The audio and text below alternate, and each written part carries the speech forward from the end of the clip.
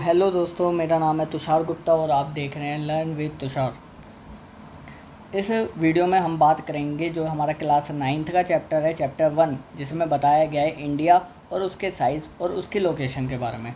और भी कई सारी बातें की गई हैं इस चैप्टर में और ये बहुत ज़्यादा इम्पोर्टेंट चैप्टर है क्योंकि इसमें बताया गया है कि इंडिया वास्तविक रूप से कहाँ पर लोकेटेड है पूरे वर्ल्ड मैप में। हमने वर्ल्ड मैप देखा है, उसमें जो इंडिया है उसका भी छोटा सा पिक्चर देख रखी है, लेकिन हमें पता नहीं है कि वो कौन से लैटिट्यूड लॉन्गिट्यूड के बीच आता है, कौन से हेमिस्फेयर में आता है। बस हमने ध्यान दे रखा है कि इंडिया का मैप ऐसा है तो वो वर्ल्ड में ऐसा दिखता है, तो उसके बारे में बताएगा ये वाला चैप्टर। तो इस चैप्टर में हम बात करेंगे जो इंडिया है उसके लोकेशन के बारे में, उसके साइज़ के बारे में और इंडिया एंड वर्ल्ड के बारे में कि मतलब वर्ल्ड में इंडिया की कंट्रीब्यूशन क्या रही है और इंडिया के जो नेबर कंट्रीज़ हैं वो कौन कौन सी है और कैसे हैं। तो सबसे पहले हम बात करते हैं लोकेशन के बारे में। तो इंडिया क्या है, एक वास्ट कंट्री, एक काफ़ी ज़्यादा बड़ी कंट्री है जो कि एक नॉर्दर्न हेमिस्फेयर में, अगर हम बात करें जो हमारा ग्लोब है ये 4 साइड्स में बटा हुआ है। Northern sides, south side, western side और ईस्टर्न साइड। तो हमारा जो ये है इंडिया है वो कहाँ पर है, नॉर्दर्न साइड में। देख सकते हैं आप कि इंडिया जो है वो नॉर्दर्न साइड में है कहीं ना कहीं।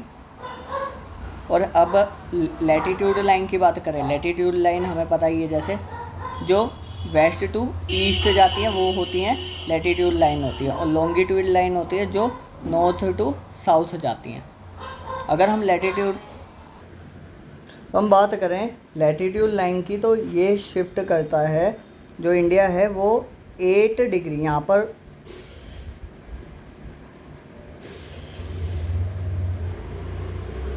जो यहाँ पर कहीं ना कहीं 8 डिग्री 4 नॉर्दर्न से लेके जो इंडिया है वो 37 डिग्री 6 नॉर्दर्न तक है। तो ये इन लैटिट्यूड लाइन के बीच में बात करता है कि मतलब अगर हम 8 डिग्री 4 नॉर्दर्न से लेके 37 डिग्री 6 नॉर्दर्न तक जाएं तो वहाँ पे इंडिया लोकेटेड है। ये तो हो गई लैटिट्यूड लाइन की बात। अब हम बात करते हैं लॉन्गिट्यूड लाइन की बात। लॉन्गिट्यूड लाइन में ये है 68 डिग्री 7 ईस्टर्न से लेके, ईस्टर्न पार्ट ये है ग्लोब का, जैसे कि हमने देखा था अभी 4 पार्ट्स में ग्लोब को डिवाइड करा। तो ईस्टर्न पार्ट में 68 डिग्री, देखिए ये वाली जो रेखा जा रही है, लाइन जा रही है, यहाँ पर ही तो है इंडिया। तो ये कहीं ना कहीं 68 डिग्री 7 ईस्टर्न से लेके कहाँ तक है, 97 डिग्री 25 ईस्टर्न तक फैला हुआ है। तो ये हो गई हमारी लॉन्गिट्यूड और लैटिट्यूड की लाइन की बात। और ऐसे कोई ग्लोब में बस ये इमेजिनरी लाइन्स है जो कि हमारे साइंटिस्ट हैं, वैज्ञानिक हैं, उन्होंने बना रखी है, नहीं तो अर्थ पे ऐसे कोई लाइन नहीं है। अगर हम बात करें ट्रॉपिक ऑफ कैंसर के बारे में, तो ट्रॉपिक ऑफ कैंसर जो है हमारे इंडिया को 2 इक्वल पार्ट्स में डिवाइड करता है। 2 इक्वल पार्ट्स में डिवाइड करता है ट्रॉपिक ऑफ कैंसर। देखिए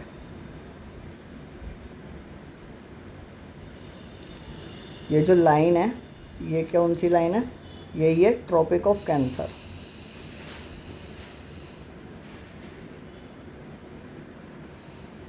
जो कि इंडिया को 2 भागों में डिवाइड करती है, ट्रॉपिक ऑफ कैंसर। ये नॉर्थ साइड है, ये साउथ साइड है। इंडिया को जो 2 पार्ट में डिवाइड करती है लाइन, वो है ट्रॉपिक ऑफ कैंसर। अब इंडिया के 2 आइलैंड्स भी है, एक तो अरेबियन सी की तरफ है जो कि है लक्षद्वीप। देखिए ये रहा लक्षद्वीप आइलैंड और ये है अंडमान निकोबार आइलैंड। जो लक्षद्वीप आइलैंड है वो अरेबियन सी की तरफ है। जो इंडिया का वेस्ट साइड में जाएंगे तो वहाँ पे अरेबियन सी पड़ता है, और उसी अरेबियन सी में कौन सा है, लक्षद्वीप आइलैंड है। और बे ऑफ बंगाल की बात करें जो कि ईस्टर्न साइड में, वहाँ पे कौन सा आइलैंड है, अंडमान एंड निकोबार आइलैंड। यही दोनों जो आइलैंड है वो इंडिया का पार्ट भी हैं।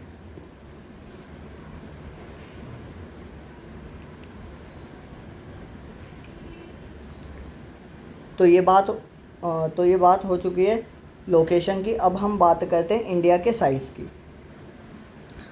अब हम इंडिया के साइज़ की बात करें तो इंडिया का जो टोटल एरिया है वो कितना है, 3.28 मिलियन स्क्वायर किलोमीटर है।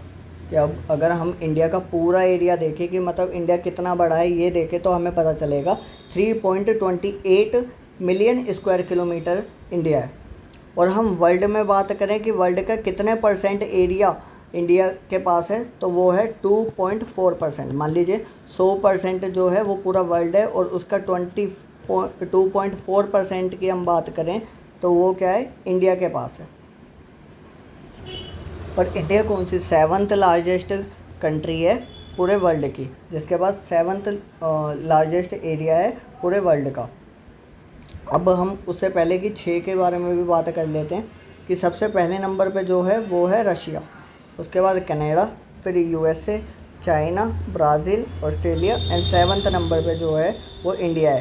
कि इंडिया 7th लार्जेस्ट कंट्री है पूरे वर्ल्ड की। इंडिया के पास क्या क्या है अभी ये देखते हैं। इंडिया की जो चारों साइड्स हैं, और हमें पता है इंडिया में अलग अलग तरीके के रिलीजन्स, कस्टम्स ये अलग अलग हैं, और यहाँ का जो जोग्राफिकल एरिया भी है वो भी कहीं ना कहीं अलग है। क्योंकि अगर हम नॉर्दर्न साइड की बात करें तो नॉर्दर्न साइड की तरफ क्या पड़ जाते हैं, माउंटेन्स पड़ जाते हैं। और वेस्ट साइड की बात करें जो राजस्थान वाले एरियो में, तो यहाँ पे क्या है, रेगिस्तान है। साउथ की तरफ बात करें तो यहाँ पे क्या है, ज़्यादातर वो मिलेंगे आपको, पठार मिलेंगे। तो इसका ज्योग्राफिकल एरिया अलग अलग है। तो इसमें भी बताया गया कि अगर हम इंडिया के नॉर्थ में बात करें, जम्मू कश्मीर, इन सारे एरिया, हिमाचल की बात करें, ये कहाँ पर है, नॉर्थ वेस्ट में ही तो है सारे एरिया। नॉर्थ वेस्ट या फिर नॉर्थ का जो एरिया है और नॉर्थ ईस्ट का जो एरिया है वहाँ पर क्या है, यंग फोल्ड माउंटेन्स है। यहाँ पे पूरी पूरी पर्वतों की श्रेणी भी है, जैसे कि देखते हैं। देखिए यहाँ पे ये कौन सा एरिया हो गया, नॉर्थ एरिया हो गया, नॉर्थ ईस्ट एरिया हो गया, नॉर्थ वेस्ट एरिया हो गया। यहाँ पे क्या क्या है, इंडिया के पास माउंटेन्स है।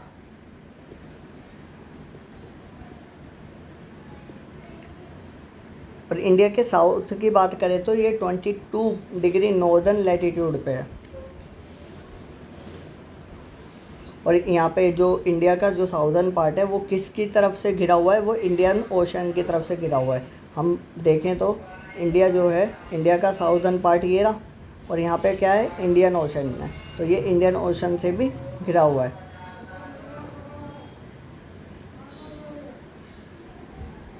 और हमने पहले ही देखा जो इंडिया का वेस्ट पार्ट है वहाँ पे कौन सी सी है, अरेबियन सी है। और इंडिया की ईस्टर्न पार्ट में बे ऑफ बंगाल भी है, बंगाल की खाड़ी जिसे हम कह देते हैं वो भी है। तो इंडिया पे ये सब है।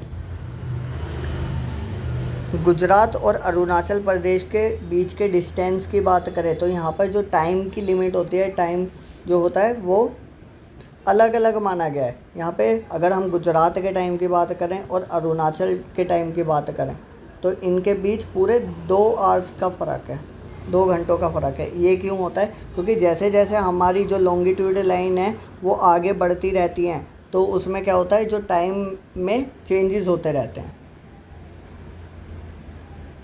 इसलिए जो गुजरात है, गुजरात कहाँ पर है, इंडिया के पूरे वेस्टर्न पार्ट की साइड गुजरात है। उसके बाद अरुणाचल प्रदेश है वो ईस्ट साइड में है।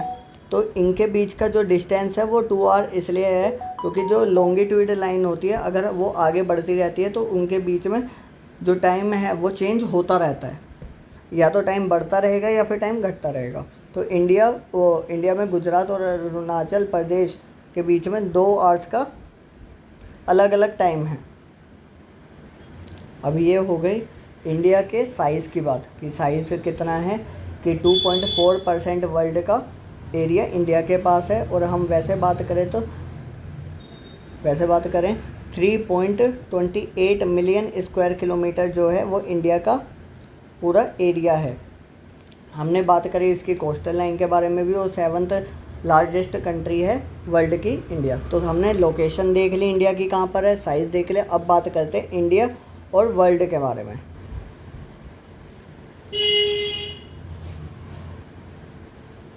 तो अब हम बात करते हैं इंडिया एंड वर्ल्ड के बारे में। इंडिया एंड वर्ल्ड का मतलब ये है कि जो वर्ल्ड में इंडिया की लोकेशन कैसी है। तो इसमें बताया गया है जो वर्ल्ड में इंडिया की लोकेशन है वो एक तरीके से एक सेंट्रल लोकेशन है और एशिया के ईस्ट और वेस्ट पार्ट के बीच में ही आप देख सकते हैं ये रहा इंडिया। और इंडिया कहाँ पर है, एशिया के जो वेस्ट और ईस्ट पार्ट है उसके बीच में है इंडिया, और एशिया कॉन्टिनेंट के साउथवर्ड एक्सटेंशन की तरफ है इंडिया। और इसी के कारण ये एक सेंट्रल लोकेशन है एशिया की। और हम बात करें जो इंडिया के नीचे जो इंडियन ओशन है वो यूरोप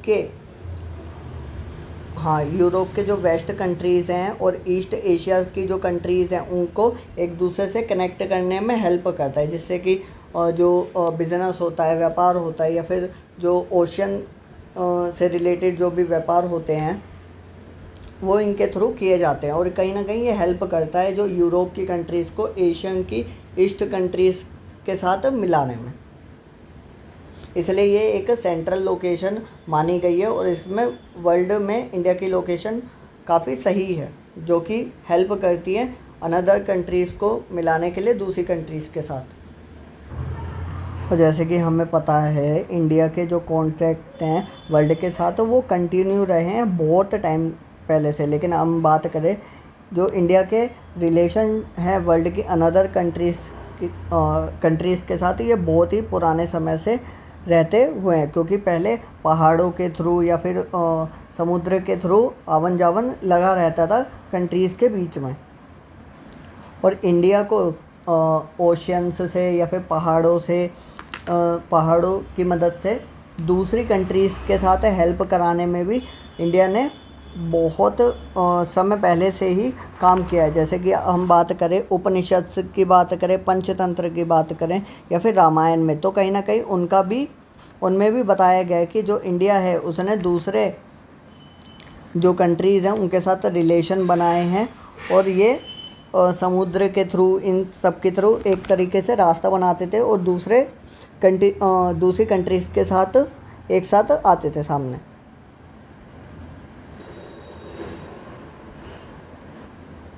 अब हम लास्ट पॉइंट पे आते हैं नेबर्स के बारे में। जो इंडिया के नेबर्स कौन कौन से हैं, जैसे कि हमें पता है एशिया के जो साउथ एशिया में कौन सी है, इंडिया लोकेटेड है और इसकी टोटल 28 स्टेट्स हैं इंडिया के पास और 8 यूनियन टेरिटरीज़ हैं। श्रीलंका और मालदीव्स ये क्या है, इंडिया से सेपरेट होते हैं एक नैरो चैनल की वजह से। मतलब ये देखिए जो श्रीलंका है और वो इंडिया है वो यहाँ से अलग हो रहा है क्योंकि यहाँ पे एक नैरो चैनल है। नैरो चैनल मतलब छोटा सा पार्ट है, एक तरीके से नदी कह लो या फिर वाटर का प्रभाव कह लो, यहाँ से निकलता है। और ये ही जो वाटर चैनल है ये किसे अलग करता है, इंडिया और श्रीलंका को।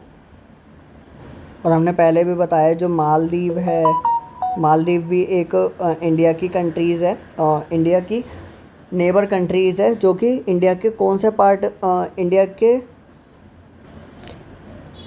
लक्षद्वीप के जो साउदर्न पार्ट है वहाँ की तरफ है। यहाँ पर हमारा लक्षद्वीप है, उसके साउदर्न पार्ट की तरफ जाए तो एक इंडिया की नेबर कंट्री है वो है मालदीव।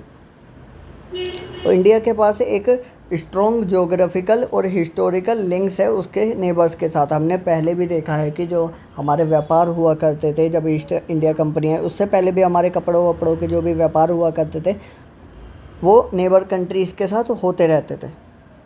तो यहीं पे ये चैप्टर ख़त्म होता है। इसके बाद जो सेकंड पार्ट होगा उसमें हम बात करेंगे इसके MCQs या फिर इसके जो मल्टीपल चॉइस क्वेश्चन हैं उनके बारे में। तो थैंक यू। अगर आपको वीडियो अच्छी लगी हो तो चैनल को सब्सक्राइब करें, कमेंट करें और लाइक करें, और कोई भी क्वेरी हो तो ज़रूर पूछें।